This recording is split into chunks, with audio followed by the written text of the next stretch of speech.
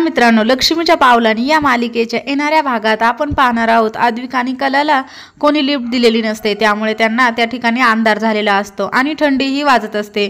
त्यासाठी त्यांनी शेक केलेला असतो। आद्विक परत आल्यानंतर कला समोर शेक घेत बसतो।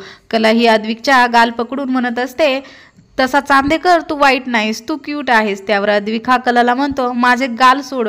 तिला झिडकारून लावतो। तो तिला म्हणतो, गाल धरत जाऊ नकोस, काही मी क्यूट वगैरे नाही, मी बोलते आपली। असे बोलून तो गालावर हात ठेवून गालाला बघत असतो। पुढे आपण पाहतो इकडे घरातील सरोज, आबा, रोहिणी, संगीता हे सर्वजण थांबलेले असतात। त्यामध्ये रोहिणी म्हणत असते, बोलायला थोडे विचित्र वाटत आहे, पण आद्विकच्या गाडीचा मोठा ॲक्सिडेंट, त्याच्या जीवाचे काही बरे वाईट। त्यावर सरोज तिला जोरात ओरडून गप्प बसण्यास सांगते। इकडे आद्विक आणि कला हे चालत एका गावात आलेले असतात।